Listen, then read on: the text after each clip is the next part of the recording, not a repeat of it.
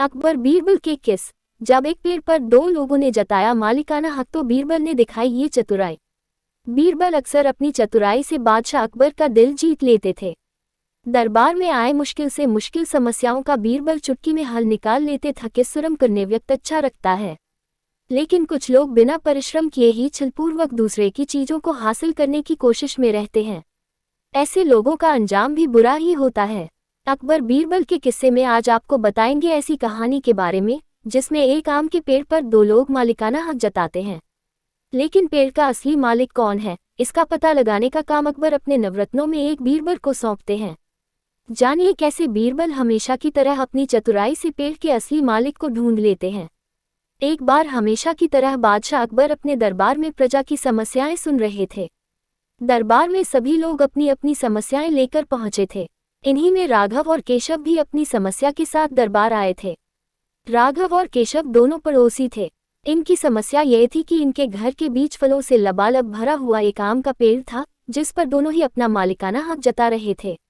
राघव का कहना था कि यह पेड़ उसका है और केशव झूठ बोल रहा है। वहीं केशव का कहना था कि इस पेड़ का असली मालिक वह खुद है और राघव झूठ बोल रहा है। अब भला एक पेड़ के दो मालिक कैसे हो सकते हैं? पेड़ एक और मालिक दो की यह समस्या काफी उलझी हुई थी, क्योंकि दोनों में से कोई भी हार मानने को तैयार नहीं था और राघव व केशव दोनों ही पेड़ पर अपना हक जता रहे थे। ऐसे में अकबर ने दोनों पक्षों की बातें सुनी और बहुत सोच विचार करने के बाद यह मामला अपने नवरत्नों में से एक बीरबल को सौंप दिया। इस समस्या के समाधान के लिए और सच्चाई का पता लगाने के लिए बीरबल ने एक नाटक रचा। उसी दिन बीरबल ने दो सिपाहियों से कहा कि वो राघव के घर जाएं और कहें कि उसके आम के पेड़ से आम चोरी हो रहे हैं। इसके बाद उन्होंने दो सिपाहियों को केशव के घर जाकर भी यही संदेश देने को कहा। साथ ही बीरबल ने ये भी कहा कि संदेश देने के बाद वो घर के पीछे ही छिपकर देखे कि इस संदेश के बाद राघव और केशव की क्या प्रतिक्रिया रहती है।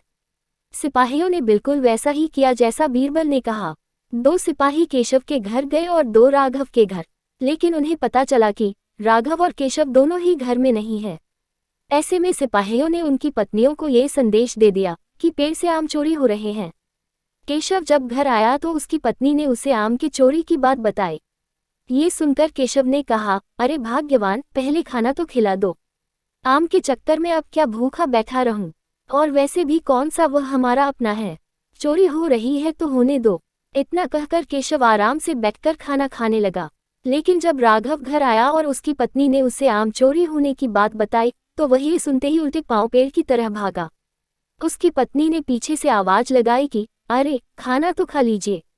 राघव ने कहा, खाना तो सुबह भी खा सकता हूँ, लेकिन अगर आज आम चोरी हो गए तो मेरे पूरे साल की मेहनत पर पानी फिर जाएगा। सिपाहियों ने दोनों के घर के बाहर छिपकर यह सारा नजारा देखा और दरबार जाकर बीरबल को सारी बात बताई। अगले दिन केशव और राघव दोनों दरबार में हाजिर हुए और दोनों के सामने बीरबल ने अकबर से कहा, जहां पनाह, सारी समस्या की जड़ आम का पेड़ है। ऐसे में क्यों न हम वो पेड़ ही कटवा दें?